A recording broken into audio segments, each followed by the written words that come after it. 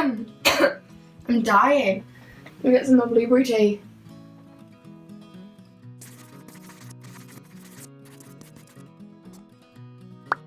Hey guys, so I hope you all had a great Christmas and a fab New Year. I am back with another video, finally.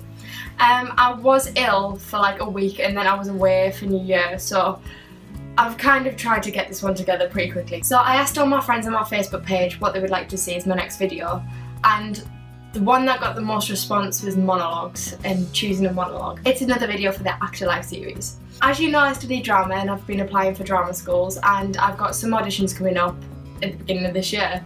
So obviously I have to look for monologues and be prepared and kind of just be able to show them what you can do in the space of 2-3 minutes. That's a lot of pressure for anyone who's auditioning, because 2 or 3 minutes is not a long time. So it's really important that you do find the right monologue for yourself so that you can really show your skill and show the range of emotion you can bring to a character. I personally think picking a classical monologue is easier than picking a contemporary monologue, because classical you have a cut-off date by. A lot of people tend to go for Shakespeare, but there are a lot of other classical writers. But overall, like, contemporary is still going on. So like after the cut-off for classical, like I think it's like after 1980. I don't really know. It changes depending on what drama school you want to go to. But 1980 to like the present day, there's a lot of plays within that range where like you're not going to be able to read them all. You're not going to be able to find all of them.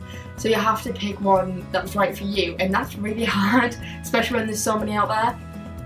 So I'm focusing more on contemporary monologues, and the way that I did it, and there's many other ways to choose a monologue out there, but I'm just sharing with you what helped me.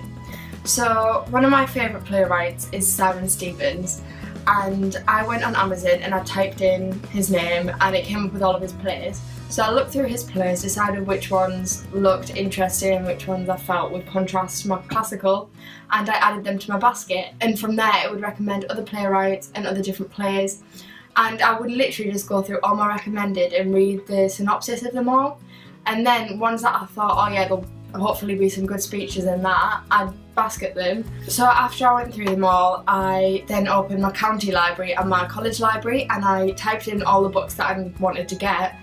And there was only 2 that either one didn't have. I flicked through them until I found a monologue. There were only about 3 of them that actually had monologues in, or female monologues in, so I didn't bother reading the other ones because there was going to be no point. So I looked through the 3 that I had, and I decided on the one which had the clearest beginning, middle and end, and which one would really work as a standalone piece. So I was really happy that I actually did that method and did take the time to do it, because there's a lot of people that can just type in female monologues and pick one of the first ones that comes up, which is strongly advised to avoid, because a lot of people do that, so a lot of people end up doing the same monologues. However, when you are looking for a monologue, you do need to keep a few things in mind. The first one being, try and pick a character which you would see yourself playing. So don't pick an 80-year-old granny, like it just wouldn't work. Try and pick someone close to your age and someone of the same gender. I did go to an open day, and it did say it depends on what you connect with, what you're not, like they're not too bothered, but overall I would say stick to your gender and a similar age. Number 2 is read the play. Like if you get a monologue, don't just read the monologue and perform the monologue. Like there's a lot that happens before and after in mine, and it really helps shape the character. And if you haven't got that knowledge and the background for that character, then you're not going to be able to do the best that you can do, because you're just basically reading off a page. Like you've done no character development, or very little character development. Like just read the play. Number 3, I would say try not to choose one from a monologue book.